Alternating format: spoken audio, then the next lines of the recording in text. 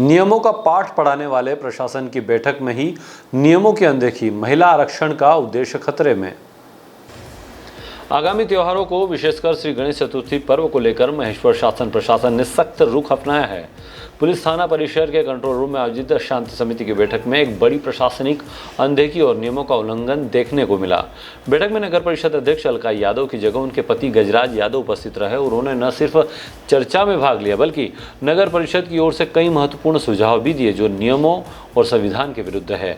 यह घटना उन गंभीर सवालों को जन्म देती है कि क्या महिला आरक्षण का वास्तविक उद्देश्य पूरा हो रहा है। जब महिलाओं के लिए आरक्षित सीटों पर चुनाव जीतने के बाद भी कामकाज की बागडोर पुरुषों के हाथ में ही रहती है, तो इन सीटों पर महिलाओं को आगे करने का क्या औचित्य है। महेश्वर नगर परिषद में जब जब महिला सीट रही है तब तब उनके पतियों ने मनमानी पूर्वक सत्ता को अपने हाथ में लिया है और अध्यक्ष पत्नियों की जगह खुद अध्यक्ष बनकर कार्यभार का निर्वहन किया है। बैठक में प्रशासन के वरिष्ठ अधिकारी जिनमें एसडीएम पूर्वा मंडलोई और एसडीओपी श्वेता शुक्ला, थाना प्रभारी जगदीश गोयल शामिल थे। इन अधिकारियों की मौजूदगी में ही यह सब हुआ जिस मामले को और भी गंभीर बनाता है। हालांकि इस लापरवाही के बीच बैठक में आगामी त्योहारों को लेकर कई महत्वपूर्ण निर्णय लिए गए। आज महेश्वर में हमारे कंट्रोल रूम में आगामी त्योहारों को दृष्टिगत रखते हुए सभी आयोजक गणों की मीटिंग आयोजित की गई थी। इसमें पंडालों की सुरक्षा व्यवस्था को दृष्टिगत रखते हुए कनेक्शन बिजली का प्रॉपर ले लें, इसके संबंध में हिदायत दी गई। दूसरा, पंडालों में एक रजिस्टर मेंटेन करें जिसकी चेकिंग हमारे आरक्षक या जो भी हमारा बीट प्रभारी है उसके द्वारा की जाएगी। तीसरा मुख्य बिंदु था कि रात्रि के दौरान पंडालों की सुरक्षा व्यवस्था के लिए एक आयोजक समिति के किसी सदस्य को वहाँ व्यवस्था के इंतजाम में लगाया जाए। चौथा प्रमुख बिंदु ये था कि जो भी आयोजक है उसका जो नाम और मोबाइल नंबर पंडाल में एक विजिबल स्थान जहाँ देखा जा सके वहाँ चस्पा किया जाए। साथ ही हमारी पुलिस के द्वारा जो हमारा कंट्रोल रूम है वहाँ जो सीसीटीवी कैमरे हैं उसकी मदद से पूरे कस्बा क्षेत्र में स्थायी मॉनिटरिंग की जाएगी और हमारे फिक्स पॉइंट भी लगाए जाएंगे। साथ में हमारी मोबाइल पार्टी, गश्त पार्टी और यातायात के दृष्टि से भी जो चिन्हित स्थान है वहाँ हमारी टीम तैनात रहेगी। विसर्जन को लेकर के स्थान का चयन हुआ है, कहाँ पर इस बार विसर्जन होगा? नर्मदा जी में होगा या कोई अन्य स्थान पर होगा? विसर्जन के लिए जो परंपरागत रूप से जो चिन्हित स्थान है वहीं विसर्जन किया जाएगा। मैम, आए दिन अभी घाट पर देखने में आ रहा है कि जो बाहर से पर्यटक आते हैं उनको वहाँ पे कोई सुरक्षाकर्मी नहीं होने के कारण अभी विगत एक माह के अंदर ही 3 लोगों की मौत हो गई है पानी में डूबने से। तो घाट पे क्या सुरक्षा व्यवस्था को लेकर के कोई इंतजाम अभी रहेंगे क्या?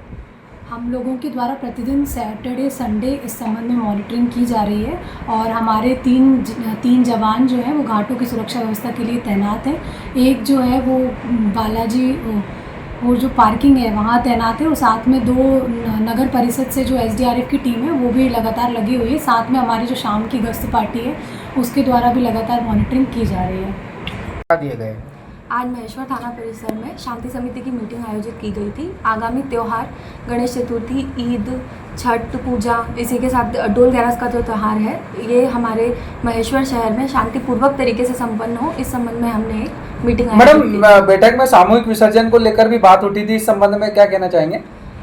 जैसे कि यहाँ पूर्व व्यवस्था इस प्रकार से थी कि विसर्जन जो होता है वो अनंत चतुर्दशी के दिन भी और उसके बाद भी लगातार 7 दिनों तक चलता रहता है। तो हमने ये निर्देश दिए हैं कि आप इस कार्यक्रम को 2 दिनों में सीमित करें और हमारी कोशिश ये रहेगी कि हम अनंत चतुर्दशी के दिन ही इस व्यवस्था को लागू रखें। उसी दिन हमारे जितने भी आयोजन करता है सभी उसी दिन को विसर्जन करें, ये हमने निर्देश दिए हैं। स्वच्छता को लेकर के भी आपने निर्देश दिए हैं, नर्मदा घाट की सफाई को लेकर के, तंबाकू मुक्त किस तरह से आप बनाएंगे और प्लास्टिक मुक्त कैसे महेश्वर बनेगा? मैम, बिल्कुल, महेश्वर जो हमारा शहर है और जो नर्मदा घाट है हमारा, अहिल्या माता का जो किला है वो अंतर्राष्ट्रीय स्तर पर अपनी एक अलग पहचान रखता है। इसके संबंध में जो अभी वर्तमान में हमने देखा है कि जो सफाई नहीं है या गंदगी है वहाँ पर या प्लास्टिक हम देख रहे हैं, जगह जगह कचरा देख रहे हैं, तो उसके संबंध में हमने नगर पालिका को भी निर्देशित किया है। इसी के साथ हमने जो शांति समिति की मीटिंग है उसमें हमारे जितने भी सदस्य हैं, गणमान्य नागरिक हैं, उन सभी से भी ये अनुरोध किया है कि प्लास्टिक मुक्त, तंबाकू मुक्त, फूड फ्री जो एक इलाका हमें वहाँ पर घोषित करना है इन सभी कार्यों में, ताकि हमारा महेश्वर और हमारा घाट और साथ ही हमारा जो किला है वो स्वच्छ रहे।